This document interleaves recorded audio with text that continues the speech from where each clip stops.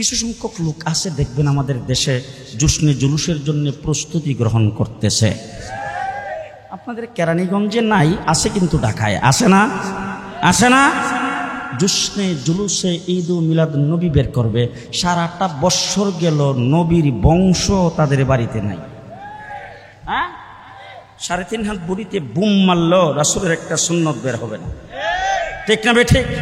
তাদের চেহারাই নবীর আদর্শ নাই, তাদের কথাবার্তাই নবীর আদর্শ নাই, তাদের চলাফেরাই নবীর আদর্শ নাই, তাদের ব্যবসায়ী নবীর আদর্শ নাই, তাদের দোকানদারিতে নবীর আদর্শ নাই, তাদের বিবাহ শাদীতে নবীর আদর্শ নাই, তাদের কাই কারবারে নবীর আদর্শ নাই, তাদের লেনদেনে নবীর আদর্শ নাই, তাদের চাওয়া তাদের উঠা বসায় নবীর আদর্শ নাই, কোনো কিছুতে নবীর আদর্শ নাই। রবিউল আব্বাল মাস আসলেই বিশ্ব নবীর আগমনে খুশি হইয়া তারপরে রাস্তায় যারা বড় বড় মিছিল বের করে, আমি তাদেরকে বলতে চাই, বিশ্ব নবীর আগমনে একদল খুশি হয়েছে, আরেক দল রাসূলের আদর্শ মেনেছে। হুজুর আকরাম সাল্লাল্লাহু আলাইহি সাল্লাম যে উদ্দেশ্যে পৃথিবীতে আগমন করেছিলেন সেই উদ্দেশ্য সফল করেছেন হযরতে আবু বকর সিদ্দিক, আর রাসূল আগমনে খুশি হয়েছেন আবু লাহাব। খুব ভালো করে বুঝেন, রাসূল আগমনে খুশি হয়েছেন আবু লাহাব, আর রাসূল যে আদর্শ নিয়ে এসেছেন, রাসূল যে মকসুদে পৃথিবীতে আগমন করেছেন সেই মকসুদকে আঁকড়ে ধরেছেন আবু বকর সিদ্দিক। খুব ভালো করে বুঝেন, খুব ভালো করে বুঝেন, ভালো করে বুঝেন। রাসূল আগমনে খুশি হয়েছে আবু লাহাব, খুশি হইয়া বান্দিকে আজাদ করে দিয়েছেন। ঠিক না বেঠিক? বান্দি আজাদ করছেন, খুশি না বেজার? খুশি না বেজার? এরপরে খবর পাইয়া বান্দি আজাদ করে দৌড়ে রাসূল সাল্লাল্লাহু আলাইহি সাল্লাম যেই ঘরে জন্মগ্রহণ করেছেন সেই ঘরের দরজায় যেয়ে দাঁড়াইছে, দাঁড়াইয়া বলছেন, আমার ভাই পৃথিবীতে নাই, ভাইয়ের ঘরে এত সুন্দর বাচ্চা হয়েছে, ভাইয়ের ঘরে এত সুন্দর বাচ্চা হয়েছে, আমার ভাতিজা হয়েছে, সাবধান, এই ঘরের কিনার দিয়ে কেউ আসবা না, যে সে আইসা এই ঘরের ভিতরে ঢুকার চেষ্টা করবা না। পাহারাদারি করেছে আবু লাহাব। মুহাম্মদুর রাসূলুল্লাহ সাল্লাল্লাহু আলাইহি সাল্লাম বয়স 8 বছর, তার দাদা যখন ইন্তেকাল করেছেন তখন দাদা ইন্তেকালের আগে ছেলেদের সবাইকে ডাইকা আইনা বলছেন, আমি তো দুনিয়ার থেকে চলে যাচ্ছি, আমার নাতি চির ইতিম, মা নাই বাপ নাই, তাকে এতদিন পর্যন্ত আমি লালন পালন করেছি, এখন কোন সময় যে আমার মৃত্যু হয়ে যায়, এখন আমি তোমাদেরকে জানতে চাই, তোমরা নিজেরা কষ্ট করবা, আমার নাতিকে কষ্ট দিবা না, তোমার নিজেরা না খায়া থাকবা, আমার নাতিকে না খায়া রাখবা না, তোমাদের নিজেদের মাথার উপর ছায়া থাকবে না, আমার নাতিকে ছায়া না দিয়ে রাখবা না, এরকমভাবে আদর করে আমার নাতিকে কে রাখতে রাজি? আবু লাহাব উঠে দাঁড়াইছে, তারা এক আব্বা এই দায়িত্ব আমি পালন করতে রাজি। আব্দুল মুত্তালিব উঠে কো, তোর রাগ সাংঘাতিক, মেজাজ ভালো না, তোর অভ্যাস খারাপ, তোর মেজাজও খারাপ, তোর চরিত্র খারাপ, তোর কাছে দায়িত্ব দেওয়া যাবে না। পরবর্তীতে আবু তালিব দায়িত্ব গ্রহণ করেছেন। তাহলে 8 বছর বয়সে দায়িত্ব নিতে চাইছে মুহাম্মদুর রাসূলুল্লাহ সাল্লাল্লাহু আলাইহি সাল্লামের জন্মে খুশি হইয়া আবু লাহাব, রাসূলুল্লাহ সাল্লাল্লাহু আলাইহি সাল্লামের জন্মে খুশি হইয়া বান্দিকে আজাদ করে দিয়েছেন আবু লাহাব। কিন্তু রাসূল 40 বছর পরে নবুয়ত পাওয়ার পরে রাসূল যখন সেই সাফা পাহাড়ের মধ্যে উঠে সেখানে যখন বললেন লা ইলাহা ইল্লাল্লাহ, তখন রাসূলের গায়ে সর্বপ্রথম পাথর মেরেছেন যিনি, তিনিও আবু লাহাব। ঠিক না বেঠিক? এক তবকা রাসূলের জন্মে খুশি হয়েছে, আরেক তবকা হলো রাসূল সাল্লাল্লাহু আলাইহি সাল্লাম যেই মকসুদে আগমন করেছেন সেই মকসুদকে আঁকড়ে ধরেছেন। সেই তবকা হলো হযরত আবু বকর সিদ্দিকের জামাত। আরেক তবকা হুজুর আকরাম সাল্লাল্লাহু আলাইহি সাল্লামের আগমনে খুশি হয়েছেন, সেই তবকা হলো আবু লাহাবের জামাত। ঠিক না বেঠিক? ঠিক না বেঠিক? এবার আমি আপনাদের জিজ্ঞেস করতে চাই, আবু লাহাব জান্নাতে যাইব তো? আসতে কর। রাসূল জন্মে খুশি হইয়া বান্দিকে আজাদ করে দিয়েছেন, তারপরেও জান্নাতে যাবে? যাবে না। আবু বকর সিদ্দিক যে যাবে, যাবে। আমি যদি বলি যাই রয়েছে, হ্যাঁ, আমার রাসূল সাল্লাল্লাহু আলাইহি সাল্লাম বলছেন হাসরের কঠিন ময়দানে উম্মতের নাজাতের জন্য আল্লাহর দরবারে আবু বকর সিদ্দিককে পেশ করব। জোরে বলেন সুবহানাল্লাহ। মুহাম্মদুর রাসূলুল্লাহ সাল্লাল্লাহু আলাইহি ওয়াসাল্লামের কাছে সর্বপ্রথম ঈমান এনেছে যেই ব্যক্তি বিনা চুচেরায়, কোনো প্রশ্ন ছাড়া, কোনো চিন্তা ভাবনা ছাড়া, তার নাম হলেন আবু বকর সিদ্দিক। ঠিক কিনা বলেন? আবু বকর সিদ্দিক কোনো প্রশ্ন করে নাই। আবু জাহেল রাসূল সাল্লাল্লাহু আলাইহি সাল্লাম যখন মেরাজ থেকে আসলেন, আইসে যখন রাসূল সাল্লাল্লাহু আলাইহি সাল্লাম বললেন যে রাত্রের বেলা বাইতুল মুকাদ্দাস গিয়েছিলাম, সেখানে যাইয়া নবীদেরকে পাইছি, নবীরা আমার মুক্তাদি হয়েছে, আমি তাদের ইমামতি করে নামাজ পড়াইছি, এরপরে আমি 7 আসমান পাড়ি দিয়া সিদরাতুল মুনতাহা পার হইয়া একবারে আল্লাহ পাকের আরশে গেছি, জান্নাত জাহান্নাম দেখছি, তারপর এই রাত্রেই ফিরে আসছি। আবু জাহেল কফাইছি রে। পাইছি রে, এই সুযোগ সারে কেডা? আবু জাহেলের সামনে কয়েকজন মানুষ দাঁড়ানো ছিল, একজন একজন করে জিজ্ঞেস করতেছে, এই তুমি কি বাইতুল মুকাদ্দাস কোনো সময় গেছো? হ্যাঁ স্যার গেছি তো। বলে গেছো যে তোমার কয়দিন লাগছে? বলে আমি যে উট নিয়ে গেছিলাম, এই উটটা বড় তেজস্বী ছিল, এই জন্য আমার লাগছে 1 মাস। আরেকজনকে আমার উটটা একটু দুর্বলা ছিল, আমার লাগছে 1.5 মাস। আরেকজনকে আমি বিরতি দিয়া 2 মাসে গেছি, তাহলে একজনের লাগছে 1 মাস, আরেকজনের 1.5 মাস, আরেকজনের 2 মাস। আর হ্যাঁ কয় কি একজনের টাকা স্যার 1 নম্বর যে সমর্থকটা আবু বকর, তার একটু ডাক দিয়ে জিজ্ঞাস হজরত। এবার আবু জাহেল ডাক দিয়ে ডাকো তারে। আবু বকর সিদ্দিকরে ডাক দিছে, ডাক দিয়া আবু জাহেল জিজ্ঞেস করতেছে, এখন যাইবা কই? বলে কি হয়েছে? বলে আরে তোমার নবী কি অবাস্তব কথা বলে শুনছো? বলে কি বলছে? বলে 1 রাত্রেই নাকি বাইতুল মুকাদ্দাস যাইয়া নবীদের ইমামতি কইরা আবার এই রাত্রির ভিতরে নাকি ফিরে আসছে। পেছন থেকে একজন ডাক দিয়ে স্যার খালি বাইতুল মুকাদ্দাস তো না, এরপরে যে 7 আসমান পাড়ি দিছে। বলে রাখবে না, বাইতুল মুকাদ্দাসের জবাব ওই আগে দিয়া লোক না, বাইতুল মুকাদ্দাসের জবাব আগে দিয়া লোকটা। এ পর্যন্ত তো তারা যাইতে 1.5 মাস লাগে, এখন বাইতুল মুকাদ্দাস একদিনে কেমনে গেল? এই কথা জিজ্ঞেস করেছেন। পরে আবু বকর সিদ্দিক, তোমরা কোত্থেকে শুনলা? বলে তোমার নবীর নিজের মুখ থেকে বলছে, আর আমরা নিজের কানে শুনছি। আবু বকর সিদ্দিক বলে, আমার নবী যদি বইলা তাকে এর চাইতে অবাস্তব কইলেও আমি বিশ্বাস করি। মুহাম্মদুর রাসূলুল্লাহ সাল্লাল্লাহু আলাইহি ওয়াসাল্লাম আবু বকর সিদ্দিককে নিয়ে সামনে বসাইছে। ভালো করে শুনেন, আবু বকর সিদ্দিককে নিয়ে সামনে বসাইছে, বসাইয়া তারপরে মাথা নিচের দিকে দিয়া নবীর সামনে আদবের সাথে আবু বকর সিদ্দিক বসছে। বসার পরে আল্লাহর নবী বলতেছেন, আবু বকর, রাতের অন্ধকারে গভীর রাত্রে জিবরাইল আমিন আমার কাছে আগমন করেছে। আবু বকর সিদ্দিক মাথা নিচের দিকে দিয়া কোনো কিছু জিজ্ঞেস করে নাই। আমরা যদি হইতাম কইতাম, বলো ও আচ্ছা, ও আচ্ছা। হযরত আবু বকর সিদ্দিক ও আচ্ছা বলেন। আবু বকর সিদ্দিক বলছেন, সাদাক্তা ইয়া রাসূলুল্লাহ। আবু বকর আমাকে ঘুম থেকে উঠাইছে, সাদাক্তা ইয়া রাসূলুল্লাহ। হাতিমে কাবার মধ্যে আমাকে নিয়ে গেছে, সাদাক্তা ইয়া রাসূলুল্লাহ। তারপর আমার সিনাকে অপারেশন করেছেন, সাদাক্তা ইয়া রাসূলুল্লাহ। আমার দিলটাকে ওখান থেকে বের করেছেন, সাদাক্তা ইয়া রাসূলুল্লাহ। জমজমের পানি দিয়ে সেটাকে দইছেন, সাদাক্তা ইয়া রাসূলুল্লাহ। আনোয়ারাত আমার ভিতরে ঢুকাইছেন, সাদাক্তা ইয়া রাসূলুল্লাহ। এরপরে ভিতরে স্থাপন করে দিয়া আবার আমার এটা ভালো করে দিয়েছেন, সাদাক্তা ইয়া রাসূলুল্লাহ। এরপরে বুরাকের উপর সওয়ার করাইছে, সাদাক্তা ইয়া রাসূলুল্লাহ। আমাকে বাইতুল মুকাদ্দাস নিয়ে গেছে, সাদাক্তা ইয়া রাসূলুল্লাহ। যাওয়ার সময় 3 জায়গায় আমাকে অবতরণ করাইছে, আমি সেই 3 জায়গায় 2 রাকাত করে নামাজ পড়েছি, সাদাক্তা ইয়া রাসূলুল্লাহ। বাইতুল মুকাদ্দাসে যায় দেখি সেখানে নবীদের জামাত, আমি সেই নবীদের ইমামতি করে 2 রাকাত নামাজ পড়াইছি, সাদাক্তা ইয়া রাসূলুল্লাহ। এরপরে জিবরাইল আমিন রফরফে হাজির করেছেন। এরপরে আমাকে একের পর এক আসমান পাড়ি দিয়া সিদরাতুল মুনতাহি নিয়ে গেছে, সাদাক্তা ইয়া রাসূলুল্লাহ। সিদরাতুল মুনতাহি যাওয়ার পরে আমি জান্নাত জাহান্নাম পরিদর্শন করেছি, সাদাক্তা ইয়া রাসূলুল্লাহ। জান্নাতের ভিতরে তোমার মহল দেখেছি, সাদাক্তা ইয়া রাসূলুল্লাহ। এরপরে সিদরাতুল মুনতাহা আমি পার হয়ে গেলাম, জিবরাইল আমিন সেখানে রয়ে গেল, সাদাক্তা ইয়া রাসূলুল্লাহ। এরপরে ফাকানা কাবা কাউসাইনি আও আদনা, আল্লাহর সঙ্গে বসে কথাবার্তা বলেছি, সাদাক্তা ইয়া রাসূলুল্লাহ। 5 ওয়াক্ত নামাজ আল্লাহ পাক আমাকে দিয়েছেন, আমার উম্মতের জন্য দিয়েছেন, সাদাক্তা ইয়া রাসূলুল্লাহ। এরপরে আমি আবার ফিরে আবার মক্কা শরীফে আমার বিছানা পর্যন্ত চলে এসেছি, সাদাক্তা ইয়া রাসূলুল্লাহ। আশহাদু আন্নাকা নাবিয়্যুন হাক্কা। আরো আস্তে, আরো আস্তে, আরো আস্তে। আশহাদু আন্নাকা নাবিয়্যুন হাক্কা। মুহাম্মদুর রাসূলুল্লাহ সাল্লাল্লাহু আলাইহি ওয়াসাল্লামকে হযরত আবু বকর সিদ্দিক বলতেছে, ও নবী, আমি সাক্ষী দিলাম আপনি নবী বরহক, তার মধ্যে কোনো সন্দেহ নাই।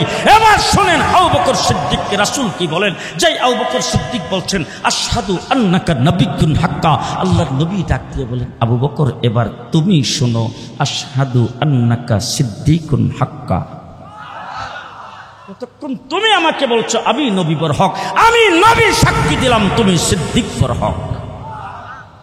সেই আবু বকর সিদ্দিক মুহাম্মদুর রাসূলুল্লাহ সাল্লাল্লাহু আলাইহি ওয়াসাল্লামের মিশনকে কবুল করেছেন, তার মকসদকে কবুল করেছেন। আর যারা শুধু মুহাম্মদুর রাসূলুল্লাহ সাল্লাল্লাহু আলাইহি ওয়াসাল্লামের আগমনে খুশি হয়েছে, তারা আবু লাহাবের দল। আর যারা রাসূল সাল্লাল্লাহু আলাইহি ওয়াসাল্লামের মিশনকে বাস্তবায়ন করার জন্য, দিনকে বাস্তবায়ন করার জন্য জীবনকে বাজি লাগায় সামনের দিকে অগ্রসর হবে, তারা আবু বকর সিদ্দিকের বংশধর। আমাদেরকে সৃষ্টি করেছেন কে? এখন যে রাত্র, এই রাত্রটা কে সৃষ্টি করেছেন? দিন কে সৃষ্টি করেছেন? চন্দ্র সূর্য। এক কথায় আমরা যা দেখি, আমরা যা দেখি না, অনেক কিছু আছে যেগুলি বই পুস্তকে পড়েছি, এ পর্যন্ত চোখে দেখি নাই। আছে না? অনেক কিছু আছে এখন পর্যন্ত বৈজ্ঞানিকের আবিষ্কারের বাহিরে রয়ে গেছে। যত কিছু দেখি, যত কিছু দেখি না, সব কিছু মিলাইয়া আল্লাহ পাক ৮০,০০০ মাখলুকাত তৈরি করেছেন। কয় হাজার? ৮০,০০০ মাখলুকাত। আসমান জমিন সৃষ্টি জগতের ভিতরে ৮০,০০০ মাখলুকাত আল্লাহ তাবারক ওয়া তাআলা তৈরি করেছেন। আপনাদের পাশে যে বুড়িগঙ্গা নদী, এইটা তো মনে হয় শেখ মুজিবুর রহমান কাটাইছে। কে? জিয়াউর রহমান। এটা কে কাটাইছে? নদীটা যাইতে যাইতে যখন মেঘনায় যায় মিলছে, মেঘনা বুড়িগঙ্গার থেকে ছোট না বড়? ওই বড় নদীটা কে কাটাইছেন? বঙ্গোপসাগরটা বোধ হয় এরশাদ সাহেব কাটাইছে। কে কাটাইছেন? হ্যাঁ, বঙ্গোপসাগর আল্লাহ কাটাইছেন, আরব সাগর আল্লাহ কাটাইছেন, আটলান্টিক মহাসাগর আল্লাহ কাটাইছেন। এখন যদি একটা পুষ্করণী কোনো মানুষ খোদাই করতে চায়, তার জন্য অনেকগুলি লেবারের প্রয়োজন হয়, বোলডেজারের প্রয়োজন হয়, ড্রেজিং মেশিনের প্রয়োজন হয়। এই সবগুলো দিয়া বেশ কয়েক বৎসর সময় লাগে পুষ্করণীটাকে ঠিকঠাক করতে, পুষ্করণীটা কাটাইতে। একটা পুষ্করণী কাটতে যদি এতগুলি লেবারের দরকার হয়, আটলান্টিক মহাসাগরটা কাটার জন্যে আল্লাহ পাক মনে হয় কেরানীগঞ্জ থেকে লেবার নিছিল। কোথায়? চিটাগাং, কক্সবাজার। তাহলে এবার আসুন তো আল্লাহকে জিজ্ঞেস করি, আল্লাহ, আমরা কোনো কিছু তৈরি করতে মিস্ত্রির দরকার হয়, কারিগরের দরকার হয়, লেবারের দরকার হয়। আমি আমার বাড়ি বানাইতেছি, ইঞ্জিনিয়ার দিয়ে ড্রয়িং করেছি। এখন ইঞ্জিনিয়ার কয়েকদিন না গেলেই মিস্ত্রিরা কাজের মধ্যে ফেস লাগায়। আল্লাহকে জিজ্ঞেস করেন, আল্লাহ, বিল্ডিং তৈরি করতে তো ইঞ্জিনিয়ার লাগে, মিস্ত্রি লাগে, কারিগর লাগে। আমরা কোনো কিছু তৈরি করতে হলে অনেক মাল ম্যাটারের দরকার হয়। আপনি যে এত বড় আসমান জমিন ৮০,০০০ মাখলুকাত তৈরি করেছেন, লেবার কোথায় থেকে পাইছেন, কিভাবে করছেন? আমার আল্লাহ পাক বলেন, দুনিয়ার মানুষ শোনো, তুমি কোনো কিছু তৈরি করতে হলে তোমাদের জন্য মিস্ত্রির দরকার হয়, বৈজ্ঞানিকের দরকার হয়, ইঞ্জিনিয়ারের দরকার হয়, মাল ম্যাটারের দরকার হয়, হাতিয়ার যন্ত্রের দরকার হয়। আমি আল্লাহ যদি কোনো কিছু তৈরি করতে চাই, ইজা আরাদা শাইআন আইয়াকুলা লাহু কুন কুন কুন। কাফ আর নুন, কাফ নুন অক্ষর কয়টা? দুইটা, কাফ আর নুন। কাফে যায় নুনের সঙ্গে লাগছে, টাচ হইছে কোন। কোন শব্দের অর্থ হইল হয়ে যাও। আল্লাহ বলেন ফায়া কোন। সুবহানাল্লাহ। এখন বলা লাগবে না, রাত্রেবেলা ঘুমাইবার পরে সকালে উঠতে বললেন। আল্লাহ বলেন ফায়া কোন। উলামায়ে কেরাম এখানে আছে, ফা অক্ষরটা কোন জায়গায় ব্যবহার হয়? কোন বিষয় তাৎক্ষণিক বুঝাইতে হলে সেখানে ফা ব্যবহার হয়। আল্লাহ বলেন কোন বলতে দেরি, ফায়া কোন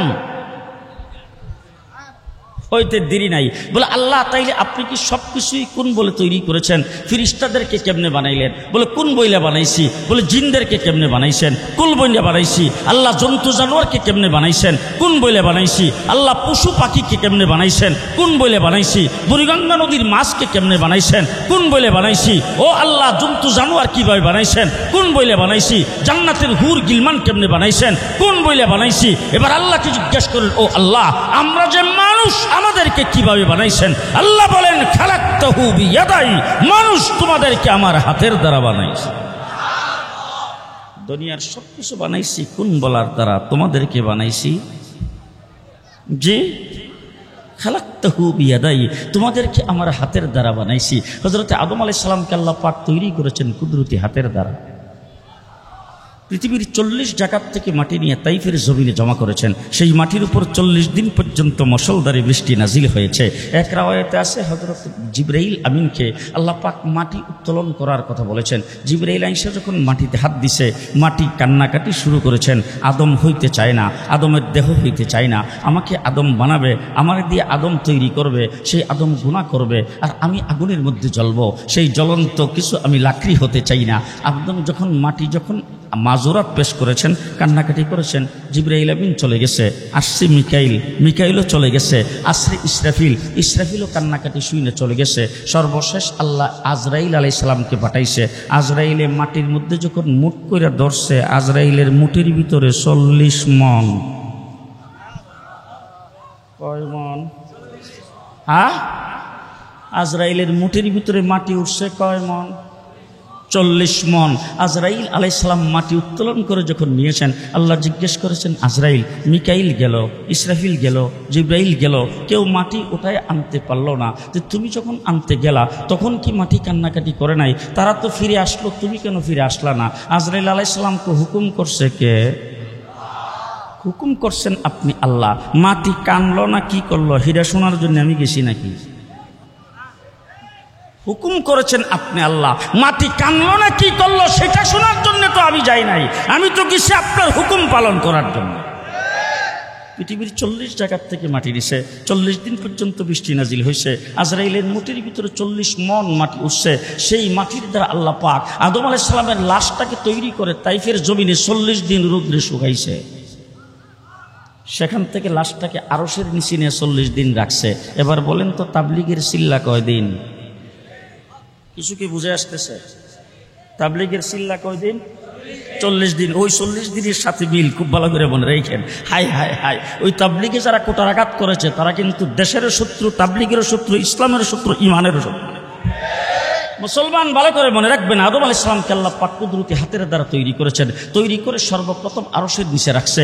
সেখানে আদম আলাইহিস সালামের ভিতরে রূহ দিয়েছেন। তারপরে আদমের স্থান করেছেন জান্নাতে। ওয়াকুলনা ইয়া আদম উসকুন আনতা ওয়া যাওজুকাল জান্নাহ, আদম জান্নাত তোমার জন্য বাড়ি, তুমি তোমার বেগমকে নিয়ে থাকো। আদম আলাইহিস সালামকে আল্লাহ পাক জান্নাতে রেখেছিলেন। কিন্তু আমি আপনাদের জিজ্ঞেস করতে চাই, ফেরেশতাদের মজলিসে আল্লাহ পাক ঘোষণা করেছেন, ইন্নী জাইলুন ফিল আরদি খলিফা, আমি এই জমিনে আমার প্রতিনিধি সৃষ্টি করতে চাই।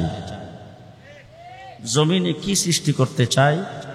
প্রতিনিধি সৃষ্টি করতে চাই। তা আল্লাহ পাক আমাদেরকে বানাইছেন কোনখানের জন্য? জমিনের জন্য না জান্নাতের জন্য? তাহলে আল্লাহ তাবারক ওয়া তাআলা সিস্টেম কায়েম করেছেন কেমনে জমিনে পাঠাইবেন। আদম আলাইহিস সালামকে আল্লাহ পাক হাওয়া আলাইহিস সালাম সহ পাঠিয়ে দিলেন জমিনে। এই জমিনের মধ্যে আসছি। আমাদের বাড়ি কই? আসতে।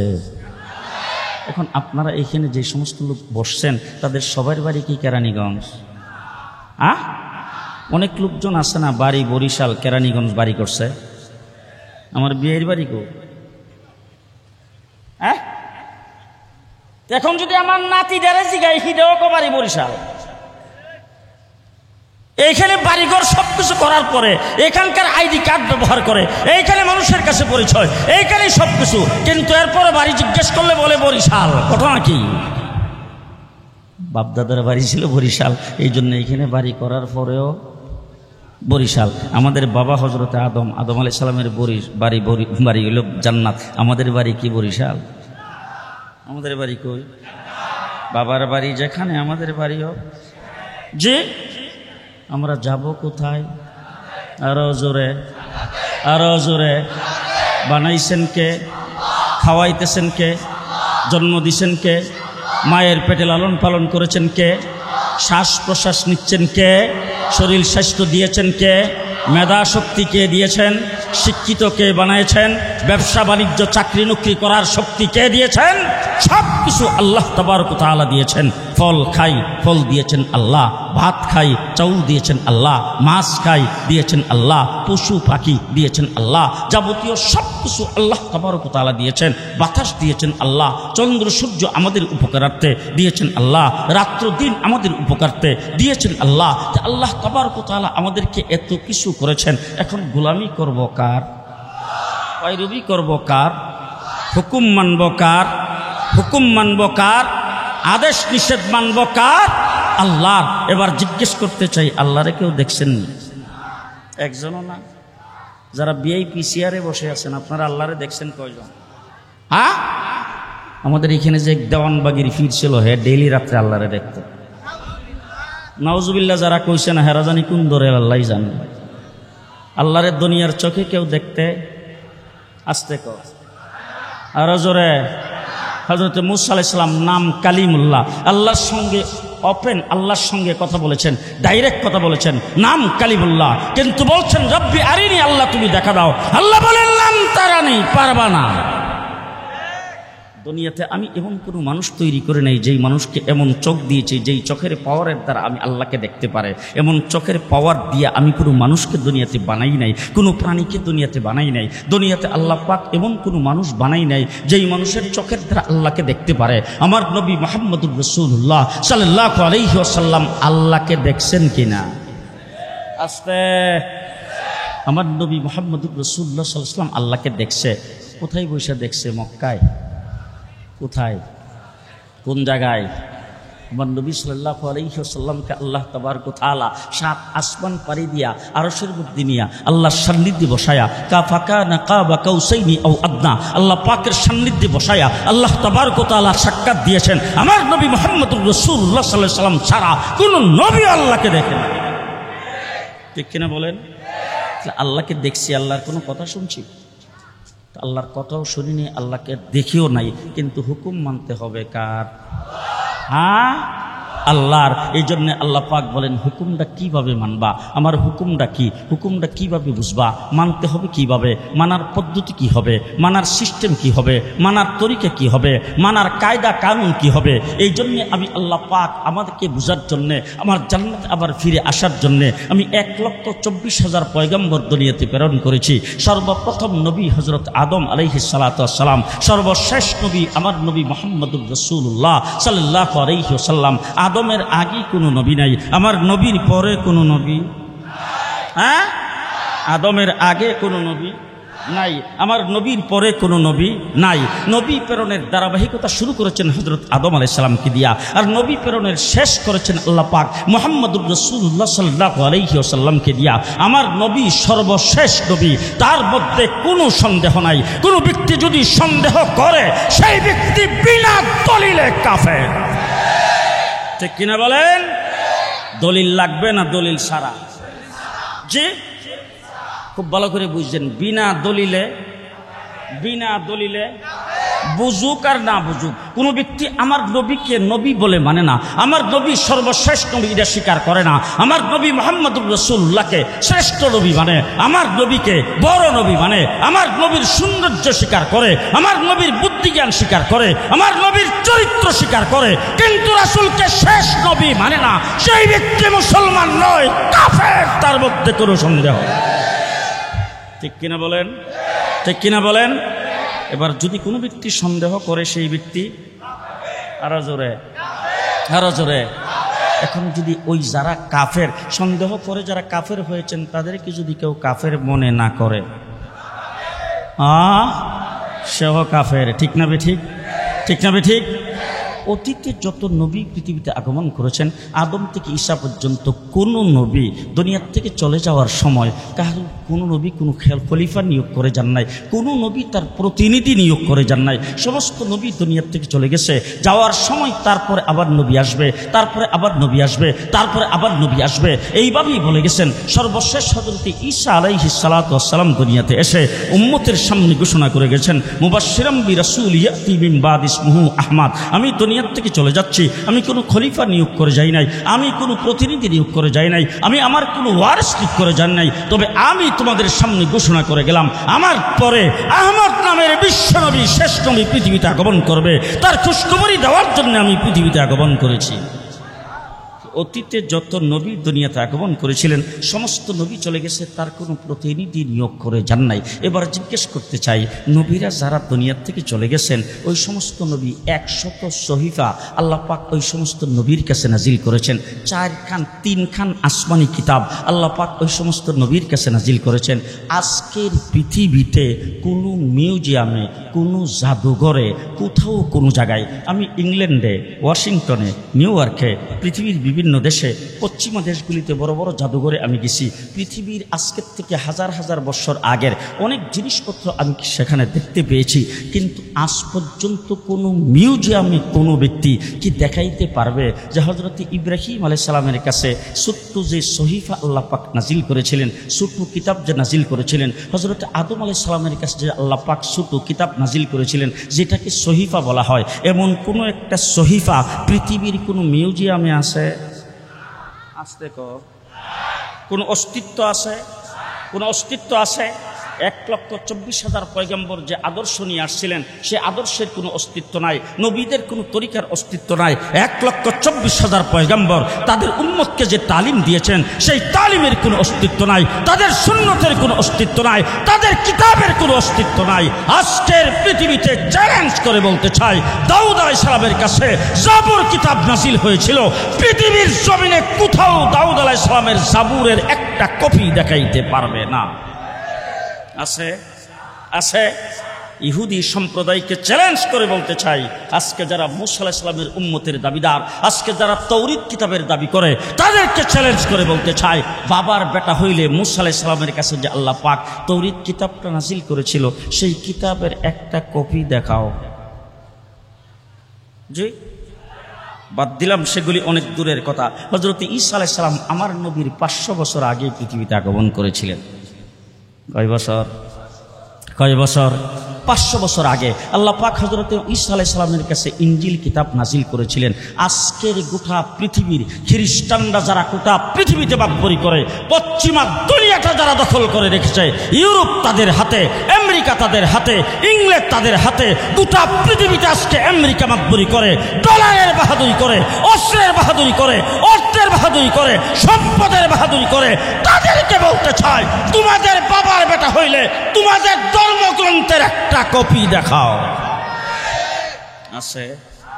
ঈসা আলাইহিস সালামের কাছে আল্লাহ পাক যে ইনজিল কিতাব নাজিল করেছিলেন তার একটা কপি আসতে আছে? কেউ কেউ হয়তো ভিতরে ভিতরে বসে একটু সন্দেহ করতে পারেন, বলে হুজুর আমরা তো শুনছি বাইবেল নাকি তাদের কাছে আছে, ইনজিলের অপর নাম হলো বাইবেল। আমি আজকে আপনাদেরকে বলবো, আপনাদের কেরানীগঞ্জে মিশনারি আছে না?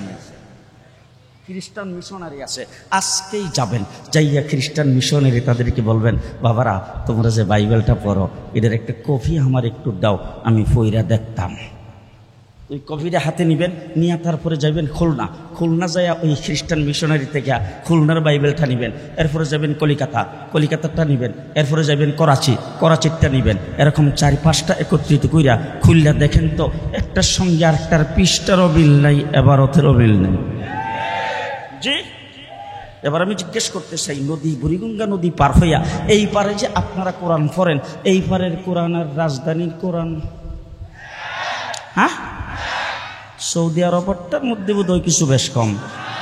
হ্যাঁ, আমি লন্ডন যাইও দেখলাম আমাদের দেশের যে সূরা ফাতিহা, লন্ডনেও সেই সূরা ফাতিহা, কোনো বেশ কম নাই। গোটা পৃথিবীর খ্রিস্টানদেরকে চ্যালেঞ্জ করে বলতে চাই, বাবার বেটা হইলে জমিনের মধ্যে অর্থ আছে, অস্ত্র আছে, বাহাদুরি আছে, মাতবরি আছে, তোমাদের ধর্মগ্রন্থের একটা হাফেজ দেখাও। আছে? ডলার আছে, হাফেজ নাই। অস্ত্র আছে, হাফেজ। ক্ষমতা আছে, হাফেজ। মাতবরি আছে, হাফেজ। সর্দারি আছে, হাফেজ নাই। আর আমাদের জন্ম অন্ধ 30 পারা কোরআনের হাফেজ, কথা কয় না? ঠিক না ঠিক? একবারে চির ইতি, মাও নাই বাপও নাই, 30 পারা কোরআনের হাফেজ। কাজের বুয়ার ছেলে 30 পারা কোরআনের হাফেজ, রিক্সাওয়ালা ভ্যানওয়ালার ছেলে 30 পারা কোরআনের হাফেজ, দিন মজুরের ছেলে 30 পারা কোরআনের হাফেজ। বহু চেষ্টা করে হাফেজ বানাইতে পারে নাই, বাইবেলের কোনো হাফেজ নাই। এরপরে মুসলমানদের হাফেজের সংখ্যা কত তারা তখন জরিপ করতে শুরু করেছেন। গোটা পৃথিবী জরিপ করে আমেরিকা রিপোর্ট দিয়েছে, বর্তমান জমিনে পৃথিবীতে মুসলমানদের ধর্মগ্রন্থ কুরআনে কারীমের হাফেজের সংখ্যা 1,65,00,000। এই গেল কিছুদিন আগে আমি 2 তারিখে উমরাত থেকে আমি আসছি। তো বোধহয় সম্ভবত 29 বা 30 তারিখে হবে। মক্কা শরীফ হারাম শরীফের ভিতরে বাইতুল্লাহ শরীফে 173টা দেশের হাফেজে কোরআন একত্রিত হয়েছে। সেই হাফেজদের কোরআনের মধ্যে বাছাই করে 123টা দেশের হাফেজে কোরআন একসাথে বসে কম্পিটিশন হয়েছে। আমার বাংলাদেশের হাফেজে কোরআন 1 নম্বর স্থান অধিকার করেছে। রাম শরীফের ভিতরে বাদশা তার হাতে পুরস্কার উঠিয়ে দিয়েছেন বাংলাদেশি অ্যামাউন্টে 60 লক্ষ টাকা। ও আমার ভাইরা, হাফেজে কোরআন তাদের হাতে নাই। আজকে শেষ কথা জিজ্ঞেস করতে চাই, গোটা পৃথিবীর জমিনে হাফেজে কোরআন নাই বুঝলাম, তোমাদের কোরআন তোমাদের কিতাবের অস্তিত্ব নাই বুঝলাম, ঠিক আছে বাদ দিলাম। হযরত ঈসা আলাইহিস সালাতু ওয়াস সালামের কাছে যেই ভাষায় কোরআন মানে ইনজিল কিতাব নাজিল হয়েছিল, সেই ভাষার অস্তিত্ব পৃথিবীতে কোথাও দেখাও যে আমার কোরআন আরবি ভাষায় নাজিল হয়েছে। আরবি ভাষা পৃথিবীতে আসে না নাই? আসে না নাই? গোটা মিডল ইস্টের ভাষা আরবি, পৃথিবীর বিভিন্ন দেশের ভাষা আরবি, আরবিতে কথা বলে। আরবি ভাষার অস্তিত্ব আছে, আমার কোরআনের অস্তিত্ব আছে, কোরআনের হাফেজের অস্তিত্ব আছে গোটা পৃথিবীর জমিনে। তো ইনজিল কিতাব যেই ভাষায় নাজিল হয়েছিল, সেই ভাষার অস্তিত্ব পৃথিবীতে নাই। আছে? আছে? নাই। মুহাম্মদুর রাসূলুল্লাহ সাল্লাল্লাহু আলাইহি ওয়াসাল্লাম হযরত ঈসা আলাইহিস সালাম দুনিয়া থেকে চলে যাওয়ার 500 বছর পরে আগমন করেছেন। কয় বছর? 500 বছর পরে। আর আমার নবী দুনিয়া থেকে গেছে কয় বছর? যে 1450 বছর। খুব ভালো করে মনে রাখেন, 500 বছর পরে আমার নবী পৃথিবীতে আগমন করেছেন। রাসূলুল্লাহ সাল্লাল্লাহু আলাইহি ওয়াসাল্লাম পৃথিবীতে আইসা দেখে মাত্র 500 বছর হইল ঈসা আলাইহিস সালাম দুনিয়া থেকে গেল, ঈসা আলাইহিস সালামের কিতাবের অস্তিত্ব নাই। কয় বছর? 500 বছরে ইনজিল কিতাবের অস্তিত্ব নাই। রাসূলুল্লাহ সাল্লাল্লাহু আলাইহি ওয়াসাল্লাম আইসা দেখলেন ঈসা আলাইহিস সালামের আদর্শের কোনো অস্তিত্ব নাই। বাইতুল্লাহ শরীফের চতুর্দিকে 360 মূর্তি। বাইতুল্লাহ শরীফের ভিতরটাকে মূর্তি দিয়ে সাজাইছে। শুধু তাই না, বাইতুল্লাহকে উলঙ্গ হয়ে তওয়াফ করে। অসভ্যতার এমন চরম পর্যায়ে পৌঁছেছে, মেয়ে সন্তান জন্মগ্রহণ করলে জিন্দা কবর দেয়। মানুষের কোনো নিরাপত্তা নাই। একজন আরেকজনের সঙ্গে শত শত বৎসর যুদ্ধ করে, যুদ্ধ বিগ্রহ তাদের লেগেই আছে, মারামারি তাদের মধ্যে লেগেই আছে, বর্বরতায় পরিণত হয়েছে। কয় বছর? কয় বছর? 500 বছরে কিতাবের অস্তিত্ব নাই, ধর্মের অস্তিত্ব নাই, আদর্শের অস্তিত্ব নাই, সুন্নতের অস্তিত্ব নাই, শিক্ষা সংস্কৃতির অস্তিত্ব নাই, সভ্যতার অস্তিত্ব নাই, অসভ্যতায় পরিণত হয়েছে। আর আমার নবী দুনিয়ার থেকে গেছে 1450 বছর। ফজরের নামাজ বোধহয় ছিল 16 রাকাত, এখন আছে 4 রাকাত। জি, কোন পরিবর্তন? জি, টিনের গড়, ছাপরা গড় মসজিদ যদি হয়, সেই মসজিদে কোন পাও দিয়া ঢুকা সুন্নত? জি, একদম এসি ফিট করা, টাইলস, অত্যাধুনিক মার্বেল পাথর লাগানো এমন মসজিদে যাইতে কোন পাও? ডাইন পাও।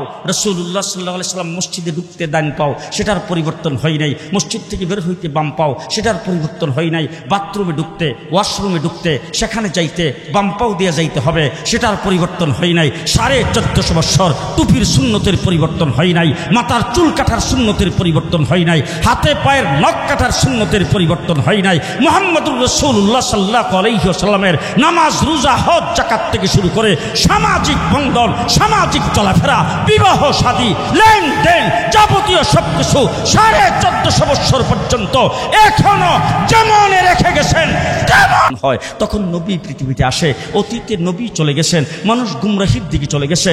নবী কোনো প্রতিনিধি নিয়োগ করে যান নাই, নবী কোনো খলিফা নিয়োগ করে যান নাই। মুহাম্মদুর রাসূলুল্লাহ সাল্লাল্লাহু আলাইহি ওয়াসাল্লাম তিনি খলিফা নিয়োগ করে গেছেন, তার প্রতিনিধি উলামায়ে কেরামকে ঘোষণা করে গেছেন। ঠিক কিনা বলেন? হুজুর আকরাম সাল্লাল্লাহু আলাইহি ওয়াসাল্লামের জিন্দেগীর রবিউল আউয়াল মাসের আজকে মনে হয় 2 তারিখ। কিছু সংখ্যক লোক আছে দেখবেন আমাদের দেশে জুসনে জুলুসের জন্য প্রস্তুতি গ্রহণ করতেছে। আপনাদের কেরানীগঞ্জে নাই, আছে কিন্তু ঢাকায় আছে না? আছে না? জুসনে জুলুসে ঈদ ও মিলাদ নবী বের করবে। সারাটা বৎসর গেল নবীর বংশ তাদের বাড়িতে নাই। হ্যাঁ, 3.5 হাত বড়িতে বুম মারলেও রাসূলের একটা সুন্নত বের হবে না, ঠিক না বেঠিক? তাদের চেহারাই নবীর আদর্শ নাই, তাদের কথাবার্তাই নবীর আদর্শ নাই, তাদের চলাফেরাই নবীর আদর্শ নাই, তাদের ব্যবসায়ী নবীর আদর্শ নাই, তাদের দোকানদারিতে নবীর আদর্শ নাই, তাদের বিবাহ শাদীতে নবীর আদর্শ নাই, তাদের কাই কারবারে নবীর আদর্শ নাই, তাদের লেনদেনে নবীর আদর্শ নাই, তাদের চাওয়া তাদের উঠা বসায় নবীর আদর্শ নাই, কোনো কিছুতে নবীর আদর্শ নাই। রবিউল আউয়াল মাস আসলেই বিশ্ব নবীর আগমনে খুশি হইয়া তারপরে রাস্তায় যারা বড় বড় মিছিল বের করে, আমি তাদেরকে বলতে চাই, বিশ্ব নবীর আগমনে একদল খুশি হয়েছে, আরেক দল রাসূলের আদর্শ মেনেছে। হুজুর আকরাম সাল্লাল্লাহু আলাইহি সাল্লাম যে উদ্দেশ্যে পৃথিবীতে আগমন করেছিলেন সেই উদ্দেশ্য সফল করেছেন হযরতে আবু বকর সিদ্দিক, আর রাসূল আগমনে খুশি হয়েছেন আবু লাহাব। খুব ভালো করে বুঝছেন, রাসূল আগমনে খুশি হয়েছেন আবু লাহাব, আর রাসূল যে আদর্শ নিয়ে এসেছেন, রাসূল যে মকসুদে পৃথিবীতে আগমন করেছেন সেই মকসুদকে আঁকড়ে ধরেছেন আবু বকর সিদ্দিক। খুব ভালো করে বুঝছেন, খুব ভালো করে বুঝছেন, ভালো করে বুঝছেন। রাসূল আগমনে খুশি হয়েছে আবু লাহাব, খুশি হইয়া বান্দিকে আজাদ করে দিয়েছেন, ঠিক না বেঠিক? বান্দি আজাদ করছেন, খুশি না বেজার? খুশি না বেজার?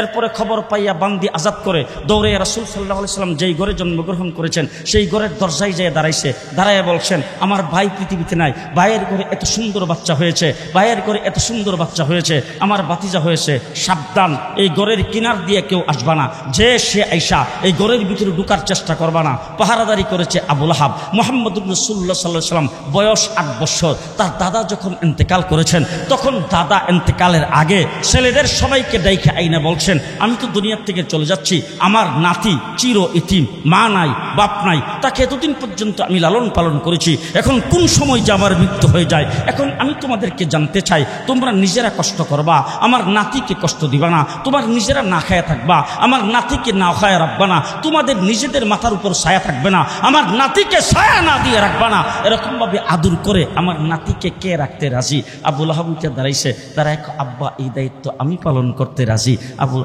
আব্দুল মুত্তালিব উঠে কো, তোর রাগ সাংঘাতিক, মেজাজ ভালো না, তোর অভ্যাস খারাপ, তোর মেজাজও খারাপ, তোর চরিত্র খারাপ, তোর কাছে দায়িত্ব দেওয়া যাবে না। পরবর্তীতে আবু তালিব দায়িত্ব গ্রহণ করেছেন। তাহলে 8 বছর বয়সে দায়িত্ব নিতে চাইছে মুহাম্মদুর রাসূলুল্লাহ সাল্লাল্লাহু আলাইহি সাল্লামের জন্মে খুশি হইয়া আবু লাহাব, রাসূলুল্লাহ সাল্লাল্লাহু আলাইহি সাল্লামের জন্মে খুশি হইয়া বান্দিকে আজাদ করে দিয়েছেন আবু লাহাব। কিন্তু রাসূল 40 বছর পরে নবুয়ত পাওয়ার পরে রাসূল যখন সেই সাফা পাহাড়ের মধ্যে উঠে সেখানে যখন বললেন লা ইলাহা ইল্লাল্লাহ, তখন রাসূলের গায়ে সর্বপ্রথম পাথর মেরেছেন যিনি, তিনিও আবু লাহাব, ঠিক না বেঠিক?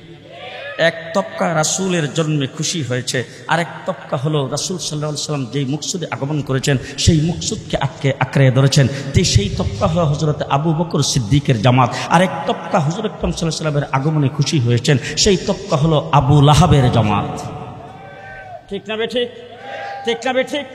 এবার আমি আপনাদের জিজ্ঞেস করতে চাই, আবু লাহাব জান্নাতে যাইব তো? আসতে কর। রাসূল জন্মে খুশি হইয়া বান্দিকে আজাদ করে দিয়েছেন, তারপরেও জান্নাতে যাবে? যাবে না। আবু বকর সিদ্দিক জি যাবে? যাবে? আমি যদি বলি যাই রয়েছে, হ্যাঁ?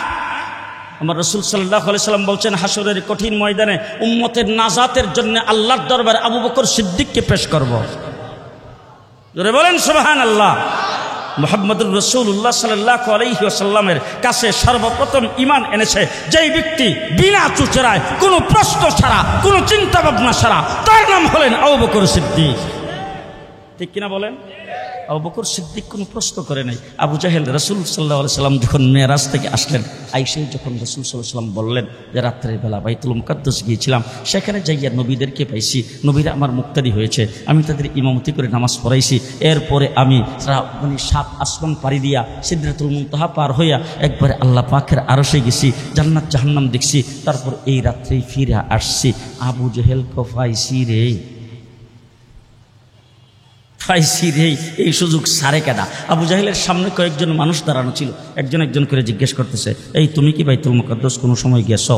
হ্যাঁ ক স্যার গেছি তো। বলে গেছো যে তোমার কয়দিন লাগছে? বলে আমি যে উট নিয়ে গেছিলাম, এই উটটা বড় তেজস্বী ছিল, এই জন্য আমার লাগছে 1 মাস। আরেকজনকে আমার উটটা একটু দুর্বলা ছিল, আমার লাগছে 1.5 মাস। আরেকজনকে আমি বিরতি দিয়া 2 মাসে গেছি, তাহলে একজনের লাগছে 1 মাস, আরেকজনের 1.5 মাস, আরেকজনের 2 মাস। আর হ্যাঁ কয় কি একজন এটা স্যার 1 নম্বর যে সমর্থকটা আবু বকর, তার একটু ডাক দিয়ে জিজ্ঞাস হযরত।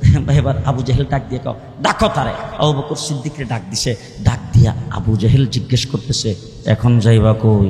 বলে কি হয়েছে? বলে আরে তোমার নবী কি অবাস্তব কথা বলে শুনছো? বলে কি বলছে? বলে এক রাত্রেই নাকি বাইতুল মুকাদ্দাস যাইয়া নবীদের ইমামতি কইরা আবার এই রাত্রির ভিতরে নাকি ফিরে আসছে। পেছন থেকে একজন ডাক দিয়ে স্যার খালি বাইতুল মুকাদ্দাস তো না, এরপরে যে 7 আসমান পারি যে। বলে রাখবে না, বাইতুল মুকাদ্দাসের জবাব আগে দিয়া লোক না, বাইতুল মুকাদ্দাসের জবাব আগে দিয়া লোকটা। এ পর্যন্ত তো তারা যাইতে 1.5 মাস লাগে, এখন বাইতুল মুকাদ্দাস একদিনে কেমনে গেল? এই কথা জিজ্ঞেস করেছেন। পরে আবু বকর সিদ্দিক, তোমরা কোত্থেকে শুনলা? বলে তোমার নবীর নিজের মুখ থেকে বলছে, আর আমরা নিজের কানে শুনছি। আবু বকর সিদ্দিক বলে, আমার নবী যদি বইলা থাকে এর চাইতে অবাস্তব কইলেও আমি বিশ্বাস করি। মুহাম্মদুর রাসূলুল্লাহ সাল্লাল্লাহু আলাইহি ওয়াসাল্লাম আবু বকর সিদ্দিক নিয়ে সামনে বসাইছে। ভালো করে শুনেন, আবু বকর সিদ্দিক নিয়ে সামনে বসাইছে, বসাইয়া তারপরে মাথা নিচের দিকে দিয়া নবীর সামনে আদবের সাথে আবু বকর সিদ্দিক বসছে। বসার পরে আল্লাহর নবী বলতেছেন, আবু বকর, রাতের অন্ধকারে গভীর রাত্রে জিবরাইল আমিন আমার কাছে আগমন করেছে। আবু বকর সিদ্দিক মাথা নিচের দিকে দিয়া কোনো কিছু জিজ্ঞেস করে নাই। আমরা যদি হইতাম কইতাম, বলো ও আচ্ছা, ও আচ্ছা। হযরত আবু বকর সিদ্দিক ও আচ্ছা বলেন। আবু বকর সিদ্দিক বলছেন, সাদাক্তা ইয়া রাসূলুল্লাহ। আবু বকর আমাকে ঘুম থেকে উঠাইছে, সাদাক্তা ইয়া রাসূলুল্লাহ। হাতিমে কাবার মধ্যে আমাকে নিয়ে গেছে, সাদাক্তা ইয়া রাসূলুল্লাহ। তারপর আমার সিনাকে অপারেশন করেছেন, সাদাক্তা ইয়া রাসূলুল্লাহ। আমার দিলটাকে ওখান থেকে বের করেছেন, সাদাক্তা ইয়া রাসূলুল্লাহ। জমজমের পানি দিয়ে সেটাকে দইছেন, সাদাক্তা ইয়া রাসূলুল্লাহ। আনোয়ারাত আমার ভিতরে ঢুকাইছেন, সাদাক্তা ইয়া রাসূলুল্লাহ। এরপরে ভিতরে স্থাপন করে দিয়া আবার আমার এটা ভালো করে দিয়েছেন, সাদাক্তা ইয়া রাসূলুল্লাহ। এরপরে বুরাকের উপর সওয়ার করাইছে, সাদাক্তা ইয়া রাসূলুল্লাহ। আমাকে বাইতুল মুকাদ্দাস নিয়ে গেছে, সাদাক্তা ইয়া রাসূলুল্লাহ। যাওয়ার সময় 3 জায়গায় আমাকে অবতরণ করাইছে, আমি সেই 3 জায়গায় 2 রাকাত করে নামাজ পড়েছি, সাদাক্তা ইয়া রাসূলুল্লাহ। বাইতুল মুকাদ্দাসে যায় দেখি সেখানে নবীদের জামাত, আমি সেই নবীদের ইমামতি করে 2 রাকাত নামাজ পড়াইছি, সাদাক্তা ইয়া রাসূলুল্লাহ। এরপরে জিবরাইল আমিন রফরফে হাজির করেছেন। এরপরে আমাকে একের পর এক আসমান পাড়ি দিয়া সিদরাতুল মুনতাহি নিয়ে গেছে, সাদাক্তা ইয়া রাসূলুল্লাহ। সিদরাতুল মুনতাহি যাওয়ার পরে আমি জান্নাত জাহান্নাম পরিদর্শন করেছি, সাদাক্তা ইয়া রাসূলুল্লাহ। জান্নাতের ভিতরে তোমার মহল দেখেছি, সাদাক্তা ইয়া রাসূলুল্লাহ। এরপরে সিদরাতুল মুনতাহা আমি পার হয়ে গেলাম, জিবরাইল আমিন সেখানে রয়ে গেল, সাদাক্তা ইয়া রাসূলুল্লাহ। এরপরে ফাকানা কাবা কাউসাইনি আও আদনা, আল্লাহর সঙ্গে বসে কথাবার্তা বলেছি, সাদাক্তা ইয়া রাসূলুল্লাহ। 5 ওয়াক্ত নামাজ আল্লাহ পাক আমাকে দিয়েছেন, আমার উম্মতের জন্য দিয়েছেন, সাদাক্তা ইয়া রাসূলুল্লাহ। এরপরে আমি আবার ফিরে আবার মক্কা শরীফে আমার বিছানা পর্যন্ত চলে এসেছি, সাদাক্তা ইয়া রাসূলুল্লাহ। আশহাদু আন্নাকা নাবিয়্যুন হাক্কা। আরো আস্তে, আরো আস্তে, আরো আস্তে। আশহাদু আন্নাকা নাবিয়্যুন হাক্কা। মুহাম্মদুর রাসূলুল্লাহ সাল্লাল্লাহু আলাইহি ওয়াসাল্লামকে হযরত আবু বকর সিদ্দিক বলতেছে, ও নবী, আমি সাক্ষী দিলাম আপনি নবী বরহক, তার মধ্যে কোনো সন্দেহ নাই। এবার শুনেন আবু বকর সিদ্দিককে রাসূল কি বলেন। যেই আবু বকর সিদ্দিক বলছেন আশহাদু আন্নাকা নাবিয়্যুন হাক্কা, আল্লাহর নবী ডাক দিয়ে বলেন, আবু বকর এবার তুমি শোনো, আশহাদু আন্নাকা সিদ্দিকুন হাক্কা। ততক্ষণ তুমি আমাকে বলছো আমি নবী বরহক, আমি নবী সাক্ষী দিলাম তুমি সিদ্দিক বরহক।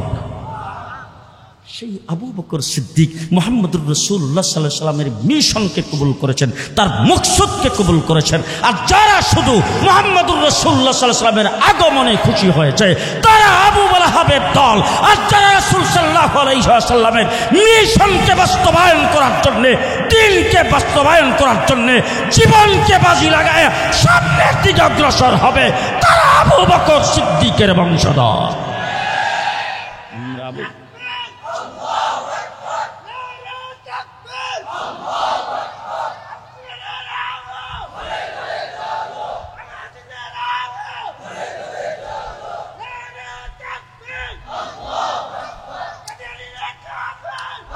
আমরা আবু বকর সিদ্দিকের দল। আমরা কোন দল? আরো আস্তে, আরো আস্তে, আরো আস্তে। আমরা আবু বকর সিদ্দিকের দল, আবু লাহাবের দল না। ঠিক কিনা বলেন? মুহাম্মদুর রাসূলুল্লাহ সাল্লাল্লাহু আলাইহি ওয়াসাল্লাম দুনিয়ার থেকে চলে গেছেন, 30 পারা কোরআন এখনো আছে, আছে। এবার দেখেন মুহাম্মদুর রাসূলুল্লাহ সাল্লাল্লাহু আলাইহি ওয়াসাল্লামের আগে নবী পৃথিবীতে আগমন করেছেন। নূহ আলাইহিস সালামের নাম শুনছেন তো? হ্যাঁ, কয় বছরের নবী? 950 বছর। কয় বছর? 950 বছর। উম্মতের সংখ্যা 9,500, 9.5 লাখ, মাত্র 80 জন। মাত্র কয় বছরে? কয় বছরে? 950 বছরে। আর আমার নবী মুহাম্মদুর রাসূলুল্লাহ সাল্লাল্লাহু আলাইহি ওয়াসাল্লাম 13টা বছর পর্যন্ত মক্কাতে নির্যাতিত হয়েছেন। নির্যাতন বুক করে হুজুর আকরাম সাল্লাল্লাহু আলাইহি ওয়াসাল্লাম হিজরত করে গেছেন মদিনায়। পরের বছর আবু জাহেল মদিনায় আক্রমণ করার জন্য গেছে, হুজুর বদরে যুদ্ধ করার জন্য গেছেন। সেখানে সংখ্যা 313। কয়জন? 80 থেকে কম না বেশি? 313। আমার রাসূল সাল্লাল্লাহু আলাইহি ওয়াসাল্লাম এর পরের বছর উহুদের লড়াইয়ে গেছেন, সেখানে সংখ্যা 750। কয়শ? 750। 6ষ্ঠ হিজরিতে সুলে হুদাইবিয়া হয়েছে। হুদাইবিয়া নামক জায়গা থেকে রাসূল মক্কায় যাইতেছিলেন, সেখান থেকে চুক্তি করে তারপরে ফেরত এসেছেন। ওই জায়গায় সংখ্যা ছিল 1400। 6ষ্ঠ হিজরির পরে 8ম হিজরিতে ফতে মক্কা হয়েছে। আমার নবীর সাথে 10,000 সাহাবী, 10,000 সাহাবী 10ম হিজরিতে আরফার ময়দানে হাজির হয়েছে। সেখানে সাহাবীর সংখ্যা 1.25 লাখ। কয় লাখ? কয় বছর? কয় বছর? 10 বছরে কয় লাখ? কয় লাখ? 1.25 লক্ষ সাহাবী নিয়া মুহাম্মদ রাসূল সাল্লাল্লাহু আলাইহি ওয়াসাল্লাম সেই জায়গায় উপস্থিত হয়েছেন। হুজুর উটের উপর সওয়ার। সেই জায়গার ভিতরে আল্লাহ পাক আয়াত নাযিল করেছেন, আল ইয়াউমা আকমালতু লাকুম দীনাকুম, আল ইয়াউমা আকমালতু লাকুম দীনাকুম। ও নবী, ও হাবিব, আজকের দিনে তোমাদের দিনকে, তোমাদের জন্য আমি অল কমপ্লিট করে দিলাম। কেমন কমপ্লিট? খুব ভালো করে বুঝবেন। মুহাম্মদুর রাসূলুল্লাহ সাল্লাল্লাহু আলাইহি ওয়াসাল্লামকে বলেন, ও নবী, দিন কমপ্লিট করলাম। কেমন কমপ্লিট? ভালো করে বুঝেন। আমি আল্লাহ আমার প্রতিনিধি নবী দুনিয়াতে প্রেরণ করেছি 1.25 লাখ, আর আপনি হলেন রাহমাতুল লিল আলামিন। আপনার প্রতিনিধি সাহাবীও দিলাম 1.25 লাখ। আল্লাহর প্রতিনিধি নবী 1.25 লাখ। নবীর প্রতিনিধি আল্লাহ পাক রব্বুল আলামিনের প্রতিনিধি নবী হলেন 1.25 লাখ, আর রাহমাতুল লিল আলামিনের প্রতিনিধি সাহাবী কয় লাখ? 1.25 লাখ। সুতরাং দিন কমপ্লিট। আমার প্রতিনিধি নবী 1.25 লাখ, আপনার প্রতিনিধি সাহাবী 1.25 লাখ, সাহাবী 1.25 লাখ, 1.25 লাখ সাহাবী, 1.25 লাখ আপনার প্রতিনিধিকে সামনে রেখে ঘোষণা করলাম, তোমাদের দিনকে তোমাদের জন্য অল কমপ্লিট করে দিলাম। এবার সমস্ত সাহাবী খুশিতে বাগবার, একজন আরেকজনের গায়ে আতর লাগাইতেছে, একজন আরেকজনকে জড়াইয়া ধরতেছে, একজন আরেকজনের সঙ্গে কোলাকুলি করতেছে, একজন আরেকজনকে চুমু খাইতেছে। সবাই খুশি। আবু বকর সিদ্দিক রাসূলের সামনে বসে বসে জার জার হয়ে কাঁদতেছে। সাহাবায়ে কেরাম এসে আবু বকর সিদ্দিককে জিজ্ঞেস করেছেন, আবু বকর, কান্দার কারণ কি? তুমি কেন কাঁদতেছো? আমরা তো সবাই খুব খুশি, এই আয়াত নাজিল হয়েছে, এটা শুনে আমরা অত্যন্ত খুশি হয়েছি, এখন তুমি কাঁদতেছো কেন? হযরত আবু বকর সিদ্দিক বলে, তোমরা যেই শামসে খুশি আমিও সেই দিক থেকে খুশি, তবে আমি যেই দিকে লক্ষ্য করেছি সেই দিকে তোমরা লক্ষ্য করো নাই। তার কারণ হলো এই দিনকে কমপ্লিট করার জন্যেই আল্লাহ পাক আল্লাহর হাবিবকে দুনিয়াতে প্রেরণ করেছেন। হযরত আদম আলাইহিস সালাতু ওয়াস সালাম থেকে আল্লাহ পাক এই দিনকে প্রেরণ করেছেন। আল্লাহ পাক কোরআন শরীফের ভিতরে বলেছেন, ওয়া ইজ আখাযাল্লাহু মিসাকান নাবিয়্যিন লামা আতাইতুকুম মিন কিতাবি ওয়া হিকমা। উলামায়ে কেরাম এখানে আছে, তালিব ইলম এখানে এসে ভালো করে বুঝেন। আল্লাহ পাক বলছেন, লামা আতাইতুকুম মিন কিতাবি ওয়া হিকমা। আদম থেকে ঈসা পর্যন্ত সমস্ত নবীদেরকে আল্লাহ ডাক দিয়ে বলেন, ও নবীরা, তোমাদেরকে দুনিয়াতে প্রেরণ করা হবে, কিতাব দেওয়া হবে, হিকমত দেওয়া হবে। তবে সেই জায়গার ভিতরে মুফাসসিরিনগণ লিখেছেন, আপনারা খুব সূক্ষ্মভাবে বুঝবেন, মিন কিতাবি ওয়া হিকমা, মিন কিতাবি ওয়া হিকমা।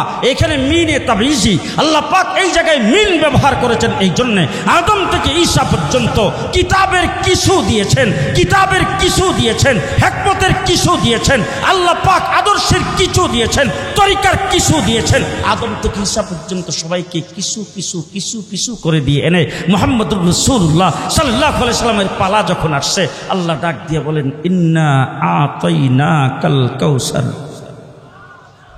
ও হাবিব, ভালো করে বুঝেন, সবাইকে দিয়েছি কিছু কিছু করে। আদম থেকে ঈসা পর্যন্ত সমস্ত নবীদেরকে দ্বীনের কিছু, হিকমতের কিছু, কিতাবের কিছু কিছু কিছু করে দিয়ে আসছি। ও হাবিব, আপনার মাধ্যমে এসে আল ইয়াউমা আকমালতু লাকুম, অল কমপ্লিট করে দিয়েছি, অল কমপ্লিট করে দিয়েছি। এবার অল কমপ্লিট হয়েছে, এই জন্যে আমি আবু বকরও খুশি। তবে আমি যেটা চিন্তা করেছি সেটা তোমরা চিন্তা করো নাই। তার কারণ হলো এই দিনকে কমপ্লিট করার জন্যে আল্লাহ পাক আল্লাহর হাবিবকে দুনিয়াতে প্রেরণ করেছেন। তবে দিন যেহেতু কমপ্লিট হয়ে গেছে, হাবিবকে যেই জন্যে প্রেরণ করেছিলেন সেটা যেহেতু কমপ্লিট হয়ে গেছে, এর দ্বারা বোঝা গেল হাবিব আর দুনিয়াতে থাকবে না, মুহাম্মদুর রাসূলুল্লাহ দুনিয়ার থেকে চলে যাবেন। এই জন্যে আমার কান্না আসতেছে। এই কথাটা যখন সাহাবায়ে কেরাম জিজ্ঞেস করেছেন, আবু বকর সিদ্দিক যখন বলছে, তখন সমস্ত সাহাবীরা কাঁদতে শুরু করেছে। মুহূর্তের ভিতরে 1.5 লক্ষ সাহাবীর কানে এই কথাটা পৌঁছে গেছে। সমস্ত সাহাবী তখন কেউ গয়রে পড়তেছে, কেউ মাটিতে বসে গেছে, কেউ চোখের পানি মুছতেছে, কেউ হু হু করে কান্না শুরু করে দিয়েছেন। মুহাম্মদুর রাসূলুল্লাহ সাল্লাল্লাহু আলাইহি ওয়াসাল্লাম সাহাবায়ে কেরামকে ডাক দিয়ে বলছেন, সাহাবীরা শোনো, অতীতে নবী দুনিয়ার থেকে চলে গেছে, তাদের চলে যাওয়া আর আমার চলে যাওয়ার মধ্যে বেশ কম আছে। নবী চলে গেছে, নবীর তরিকাও চলে গেছে, সুন্নতও চলে গেছে, দ্বীনও চলে গেছে, তাদের মিশনও চলে গেছে, তাদের আল্লাহ পাক যে কিতাব দিয়েছিলেন, যে হিকমত দিয়েছিলেন, সব চলে গেছে।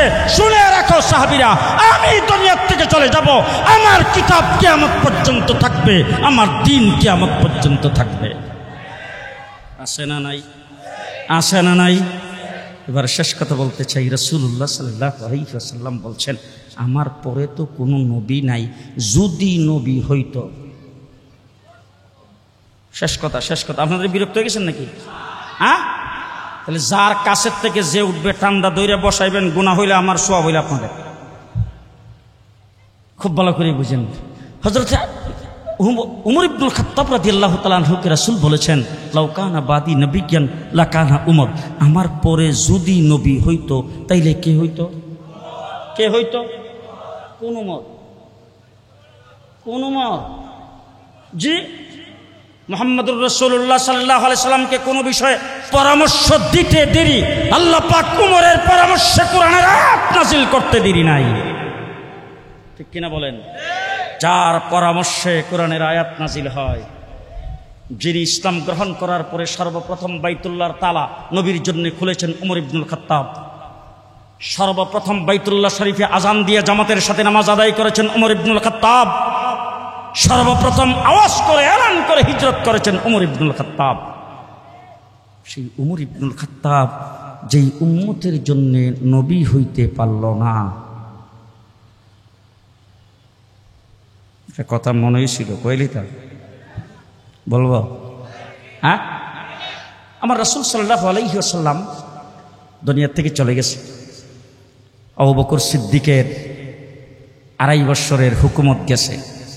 আবু বকর সিদ্দিক ইন্তেকালের পরে উমর ইবনুল খাত্তাব আমিরুল মুমিনিন, খলিফাতুল মুসলিমিন হয়েছে।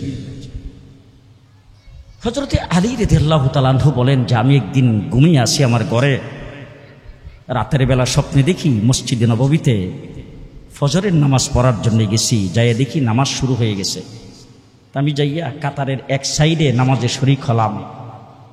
আমি যাইয়া দেখি মসজিদের মধ্যে আল্লাহর নবী মুহাম্মদুর রাসূলুল্লাহ সাল্লাল্লাহু আলাইহি সাল্লাম মসজিদে ইমামতি করতেছে। দেখতেছেন কি প্রকাশ্যে না স্বপ্নে? হ্যাঁ, স্বপ্নে দেখতেছে মসজিদে নববীতে ফজরের নামাজ পড়তে গেছে। যাইয়া দেখে কে ইমামতি করে? মুহাম্মদুর রাসূলুল্লাহ সাল্লাল্লাহু আলাইহি ওয়াসাল্লাম ইমামতি করতেছে। তিনি যাইয়া কাতারের এক সাইডে নামাজের মধ্যে দাঁড়িয়ে গেছেন। নামাজ শেষ করে সালাম যখন ফিরেছে, হুজুর মুসল্লিদের দিকে ফিরে বসেছেন। এমন সময় দেখে দরজা দিয়া একজন ব্যক্তি প্রবেশ করতেছে, আর হাত বাড়াইয়া রাসূলের দিকে একটা থলি ব্যাগ রাসূলের দিকে হাত বাড়াইয়া দিতেছেন আর বলতেছেন, হুজুর আমার নতুন বাগানের খেজুর মুসল্লিদের মধ্যে বিতরণ করে দেন।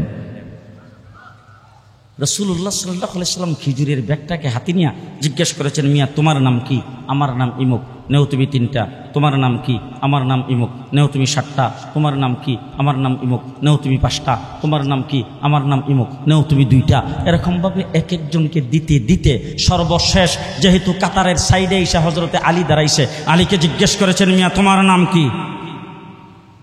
এবার জিজ্ঞেস করতে চাই, আলীরে তো রাসূল আগের থেকে চিনে না। জি, আলী রাসূলের কি হয়? যে শাস্তল ভাই আবার মেয়ের জামাই, বুঝেন না কারবার। হযরতে আলী বলেন, রাসূল যখন জিজ্ঞেস করেছেন তোমার নাম কি, এখন রাসূলকে তো আর প্রতি উত্তরে কিছু বলতে পারি না। মনে মনে ভাবতেছি, হুজুরকেও কি আমাকে চিনতে ভুলে গেল নাকি? হযরতে আলী বলেন, আমি তো আলী। রাসূল বেগের ভিতর থেকে হাত দিয়া খেজুর খুলছেন, বেগের থেকে একটা আলীর হাতে দিয়েছেন একটা। হযরতে আলী বলেন, মনে মনে ভাবতেছি, আমার সামনে এতক্ষণ একাধিক খেজুর দিল, 5টা 7টা করে এক একজনকে খেজুর দিল, আর আমার হাতে একটা খেজুর দিল। বুঝতে পারলাম না, আমার ঘরে যে হাসান হুসাইন আছে, বিবি বাচ্চা আছে, এটা তো রাসূল সাল্লাল্লাহু আলাইহি সাল্লাম জানে, তারপর আমাকে একটা দিল কেন?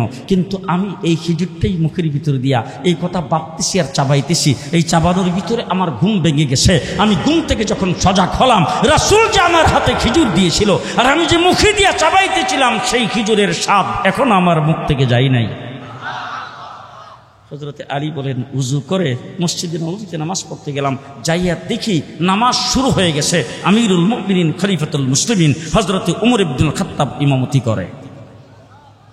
ইমামতি যখন তিনি করতেছে, আমি যাইয়া নামাজে শরিক হয়ে গেলাম। নামাজে শরিক হইয়া যখন নামাজ শেষ করেছি, উমর ইবনুল খাত্তাব যখন নামাজের সালাম ফিরেছে, নামাজের সালাম ফিরেই উমর মুসল্লিদের দিকে ফিরে বসেছেন। এমন সময় দেখি দরজা দিয়া একজন লোক প্রবেশ করতেছে, আর হাত বেড়ায় একটা ব্যাগ উমর ইবনুল খাত্তাবের দিকে দিতেছে, আর বলতেছে, হুজুর আমার আমিরুল মুমিনিন, এটা আমার নতুন বাগানের খেজুর, মুসল্লিদের মধ্যে বিতরণ করে দেন। হযরত আলীকে ঘটনা তো বুঝলাম না, স্বপ্নে যা দেখছিলাম তাই জীবন হইতেছে। এবার হযরতে উমর ইবনুল খাত্তাব এই থলিটা ব্যাগটাকে হাতে নিয়ে জিজ্ঞেস করেছেন, এই মিয়া তোমার নাম কি? রাসূলকে জিজ্ঞেস করছিল, হ্যাঁ জিজ্ঞেস করেছেন, তোমার নাম কি? আমার নাম ইমুক, নেও তুমি 3টা। তোমার নাম কি? আমার নাম ইমুক, নেও তুমি 7টা। তোমার নাম কি? আমার নাম ইমুক, নেও তুমি 5টা। তোমার নাম কি? আমার নাম ইমুক, নেও তুমি 4টা। এইভাবে দিতে দিতে সর্বশেষ জিজ্ঞেস করে, এই মিয়া তোমার নাম কি? হযরতে আলী বলেন, রাসূল যখন জিজ্ঞেস করেছে তখন তো রাসূলকে কিছু বলতে পারি নাই। এবার উমরকে ডাক দিয়ে বললাম, বাহ উমর ইবনুল খাত্তাব আমিরুল মুমিনিন আর খলিফাতুল মুসলিমিন হয়ে যেমন বহুত বড় বেড়া হয়ে গেছো, আমারই চিনতে ভুল করছো নাকি? আমার নাম তো আলী। যেই বলছি আমি আলী, ব্যাগের থেকে খিচুড়ি বের করে আমার হাতে দিয়েছেন একটা। কয়টা? রাসূল দিছিল কয়টা? এবার হযরতে আলী বলেন, আল্লাহর নবী যখন একটা খিচুড়ি দিয়েছে তখন তো রাসূলকে কিছু বলতে পারি নাই। এবার উমরকে ডাক দিয়ে বললাম, ভাই উমর, বুঝতেই পারলাম না, আমার ঘরে বিবি বাচ্চা আছে, এটাও তুমি জানো, ব্যাগের ভিতরে খিচুড়ি আছে, আর আমার সামনে তুমি 5টা 7টা করে খিচুড়ি অন্যদেরকে দিলা, আর আমার হাতে একটা খিচুড়ি দিলা। হযরত উমরকে এই কথা বলার পরে উমর ডাক দিয়ে বলেন, উমর, হে আলী, ঘুমের ঘরে যদি আল্লাহর নবী স্বপ্নে তোমাকে একাধিক খিচুড়ি দিয়ে দিত, আমি উমর ইবনুল খাত্তাব তোমাকে একাধিক খিচুড়ি দিয়ে দিতাম। সেই উমর যে উম্মতের জন্য নবী হইতে পারল না, সেই উম্মতের জন্য সেরাক বিবির ফোলা। বাপের নাম গোলাম মুর্তজা, মার আসল নাম গেসুটি বেগম। মন থাকবো তো? মার আসল নাম গেসুটি বেগম, ডাক নাম সেরাক বিবি। সেরাক বিবির ফুলা 100 কানা। উলামায়ে কেরাম এখানে আছে, জিজ্ঞেস করেন দেখেছো, আল্লাহ পাক যত নবী পৃথিবীতে পাঠাইছে, আদম থেকে নিয়ে আমাদের নবী পর্যন্ত, সমস্ত নবী যেই যুগে যাকে নবী বানায় আল্লাহ পাঠাইছেন, সেই যুগের মধ্যে নবী সবচাইতে বেশি সুন্দর এবং নিখুঁত। আমাদের দেশে অনেক মানুষ আছে না, টুটকাডা, মাথার মধ্যে টাক পরা, কথা কয় না, টুটলাইয়া কথা কয়, এরকম আছে না? এরকম টুটকাডা, মানে মাথায় টাক পরা, বাইসাঙ্গুল্লা, কানা খুরা ল্যাংরা কোন নবী আল্লাহ বানাই নাই। মির্জা গোলাম কাদিয়ানীর 100 কানা, আস্তে ক জি। সিলেট থেকে ওয়াশ করে আসতেছি, রাত্রে বাজে 2:30। ভৈরবের ব্রিজে আসার পরে ঠাস করে একটা আওয়াজ হয়েছে, গাড়ির লাইট একটা জ্বলে না। তো গাড়ি থামায়, আমার ড্রাইভার গাড়ির থেকে নামছে, নাইমা দেখে লাইট একটা জ্বলে না। তো আমার এসে করতেছে, হুজুর লাইট তো একটা গেছে ফিউজ হইয়া। তো আমি বলবো এখন আর কি করবা, একটা লাইট দিয়ে কোনো রকম চালিয়ে যাইতে পারবা? হুজুর আস্তে আস্তে যাইতে হবে আর কি। একথা কয়ে যখন গাড়ি চালাইতেছে, ব্রিজ থেকে নামার পরেই পুলিশ আটকাইছে। পুলিশ আটকাইবার পরে পুলিশে ইশারা দিছে আমার ড্রাইভারের নামতে। ড্রাইভার গাড়ির থেকে নামছে, পরে লাইট দেখেছে, তোমার একটা লাইট জ্বলে না। আমি গাড়ির গ্লাস খুললা পুলিশে ডাক দিয়ে বললাম, এই ব্রিজের উপরে হঠাৎ করে টাস করে আওয়াজ করিয়া লাইটটা ফিউজ হয়ে গেছে, এখন রাত্রে বাজে 2:30, আমি যাব ঢাকা। এত রাত্রে আমি মিস্ত্রি পামো কোথায়, লাইট পামো কোথায় লাগাইতে? এখন তো আমার একটা লাইট দিয়ে যাইতে হবে। পুলিশ আমার দিকে তাকায়, 2 লাইটওয়ালা গাড়ির একটা যদি ফিউজ থাকে আর একটা লাইট দিয়া এই গাড়ি রাস্তায় চলার আইন নাই। বুঝছেন না? বুঝো জি। এই আইনটা কে বানাইছে? মানুষে বানাইছে, কথা কয় না। কে বানাইছে? সরকার বানাইছে। তাইলে গোটা পৃথিবীর জমিনে 2 লাইটওয়ালা গাড়ির একটা লাইট যদি ফিউজ থাকে, সেই গাড়ি যদি পৃথিবীর মানুষের বানানো রাস্তায় চলার আইন না থাকে, আল্লাহ পাকের দুনিয়ার সড়কে দুনিয়ার রাস্তায় এক চকওয়ালা নবীও চলার আইন নাই। ঠিক কিনা বলেন? এক চকওয়ালা নবীও চলতে পারে পারে না। মনে থাকবে তো? মনে থাকবে তো? বকশীবাজার আপনাদের চাইতে বেশি দূরে না, কাছে। যদি কাদিয়ানির কাউরে ফান, তাইলে প্রশ্ন করবেন 60টা। কয়টা? মন রাখতে পারলে কমু, মনে রাখতে পারবেন? প্রশ্ন কয়টা? 60টা। 1 নম্বর প্রশ্ন করবেন, তোরা নবীর নাম কি? 2 নম্বর প্রশ্ন, তোরা নবীর উহি কি? 3 নম্বর প্রশ্ন, তোরা নবীর কালিমা কি? 4 নম্বর প্রশ্ন, তোরা নবীরে দাফন করছত কই? প্রশ্ন কয়টা? মনে রাখতে পারবেন? 1 নম্বর প্রশ্ন, তোরা নবীর নাম কি? আল্লাহ পাক মুরাক্কাব কোন নবীর নাম রাখে নাই, সমস্ত নবীর নাম মুফরাদ। এবার বাংলা ভাষায় সবাই বুঝেন, সমস্ত নবীর নাম এক শব্দে, সংযুক্ত শব্দে কোন নবীর নাম নাই। আদম, নূহ, ইব্রাহিম, ইসহাক, ইসমাইল, ইয়াকুব, সুলাইমান, দাউদ, জাকারিয়া, ইয়াহিয়া, ইলিয়াস, মুসা, হারুন, ঈসা, মুহাম্মদ। ওই শব্দ। আর হের নাম মির্জা গোলাম আহমদ কাদেরী। নবী না সুর, নবী না ডাকাত, নবী না ইবলিস, নবী না শয়তান। 2 নম্বর প্রশ্ন করবেন, তোরা নবীর কালিমা কি কর? যত নবী আল্লাহ দুনিয়াতে পাঠাইছে শুনেন। হযরত আদম আলাইহিস সালামের উম্মতের কালিমা লা ইলাহা ইল্লাল্লাহ, আদম সাফিউল্লাহ। নূহ আলাইহিস সালামের উম্মতের কালিমা লা ইলাহা ইল্লাল্লাহ, নূহ নাজিহুল্লাহ। ইব্রাহিম আলাইহিস সালামের উম্মতের কালিমা লা ইলাহা ইল্লাল্লাহ, ইব্রাহিম খলিলুল্লাহ। ইসমাঈল আলাইহিস সালামের উম্মতের কালিমা লা ইলাহা ইল্লাল্লাহ, ইসমাঈল জবিহুল্লাহ। মুসা আলাইহিস সালামের উম্মতের কালিমা লা ইলাহা ইল্লাল্লাহ, মুসা কালিমুল্লাহ। ঈসা আলাইহিস সালামের উম্মতের কালিমা লা ইলাহা ইল্লাল্লাহ, ঈসা রূহুল্লাহ। আমার নবী মুহাম্মদুর রাসূলুল্লাহ সাল্লাল্লাহু আলাইহি সাল্লামের উম্মতের কালিমা লা ইলাহা ইল্লাল্লাহু মুহাম্মাদুর রাসূলুল্লাহ। তাদেরকে জিজ্ঞেস করবেন, তোরা নবীর কালিমা কি কর? এরপরে আমরার কালিমাটা পড়ব। আমাদের কালিমাটা পড়ে তাইলে আগে একটা মারবেন, মাইরা তারপরে কইবেন আমাদের দেশের যারা আগে ক্ষমতায় ছিল 15 বছর, এরা দেশের সম্পদ চুরি করছে, এরা দেশের সম্পদ লুণ্ঠন করছে, এরা দেশের সম্পদ পাচার করছে। তোরা দি কালিমা পাচারকারী। আরে দেশের সম্পদ চুরি করছে শেখ হাসিনা এবং তার লোকেরা, তোরা তো কালিমা সুর। এরা কি সুর? কি সুর? কালিমা সুর। আমাদের কালিমা চুরি করে নিয়ে বকশীবাজার সাইনবোর্ড লাগাইছে, কথা কয় না। বক্সিবাজার আস্তানা থাকুক, আমাদের আপত্তি নেই, ভালো করে শুনবেন। বস্তিবাজার আস্তানা থাকুক, আমাদের আপত্তি নাই। মন্দির আমরা পাহারা দিয়েছি। এই সরকারের পতন হওয়ার পরে এই দেশে সাম্প্রদায়িক সম্প্রীতি নষ্ট করে আওয়ামী চক্রান্ত শুরু হয়েছিল। বাংলাদেশের কওমি মাদ্রাসার ছাত্র জনতা মন্দির পাহারা দিয়ে সাম্প্রদায়িক সম্প্রীতি আমরা রক্ষা করেছি।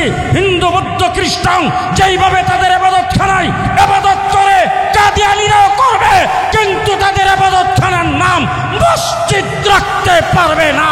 তাদের ইবাদতখানার সামনে কালিমার সাইনবোর্ড থাকতে পারবে না। ঠিক কিনা বলেন? 3 নম্বর প্রশ্ন, তোরান নবীর উহি কি? যত নবী আল্লাহ দুনিয়াতে পাঠাইছে, নবীকে যেখানে পাঠাইছে তার মাতৃভাষায় আল্লাহ উহি নাজিল করেছেন।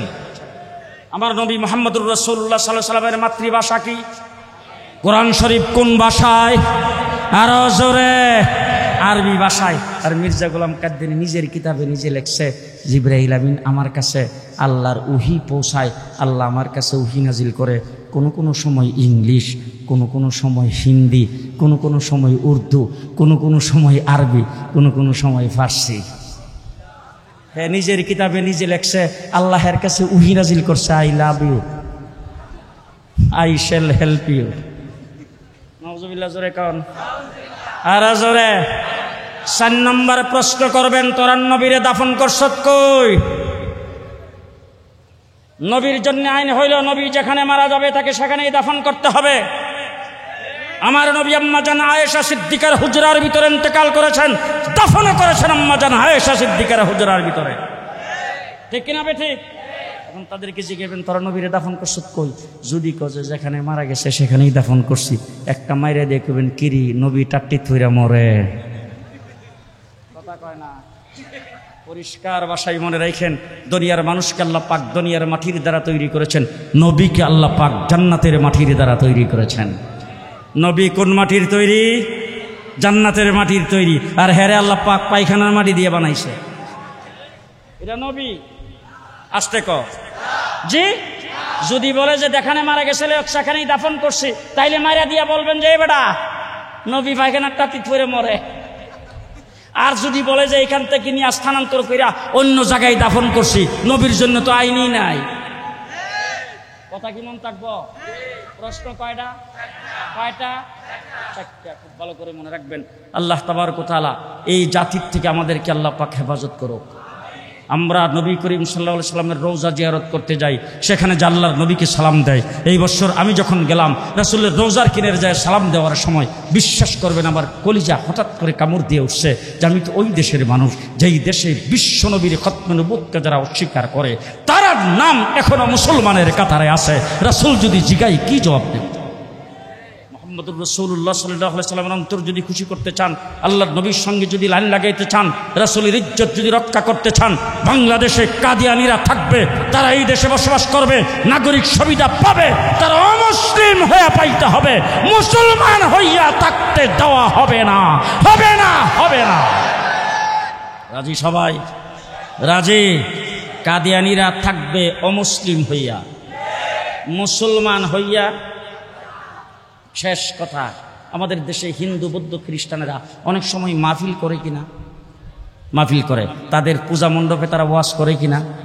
বাহিরে মাইক লাগে ওয়াজ করে। তো আমরা যাই তাদের মাইক ভাঙ্গি, তাদের বিরুদ্ধে মিছিল করি, তাদের মন্দির ঘেরাও করি, কিচ্ছু করি না। তার কারণ হলো তাদের ধর্মের নাম দিয়া তাদের লেবাস পইরা তারা করে, সেখানে নাগরিক সুবিধা তারা পাবে। এই দেশটা হিন্দু বৌদ্ধ খ্রিস্টান মুসলমান সকলের, সুতরাং সকলে মিলে দেশকে আমরা আজাদ করেছি। স্বাধীন সার্বভৌম দেশের সুযোগ সুবিধা সবাই বুক করবে। এই জন্য তারা তাদের ধর্মের নাম দিয়া তাদের ইবাদতখানায় তারা করে, আমাদের কোনো আপত্তি নাই। নাগরিক সুবিধা তারা পাবে, তারা পুলিশের প্রোটেকশন পাবে, আমরা তাদেরকে হেফাজত করব।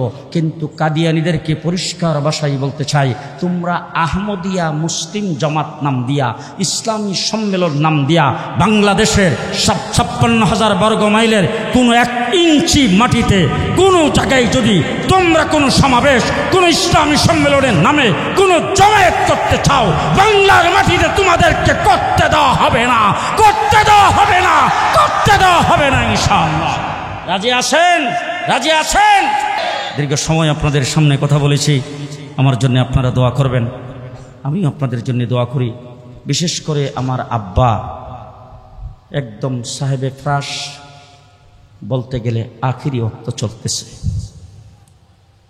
একদম বিছানায় শায়িত, খুবই মুমূর্ষ অবস্থা।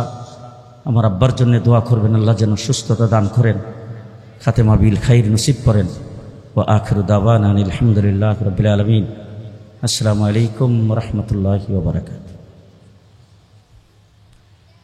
আলহামদুলিল্লাহি রাব্বিল আলামিন ওয়াসসালাতু ওয়াসসালামু আলা সাইয়্যিদিল মুরসালিন ওয়া আলা আলিহি ওয়া আসহাবিহি আজমাইন।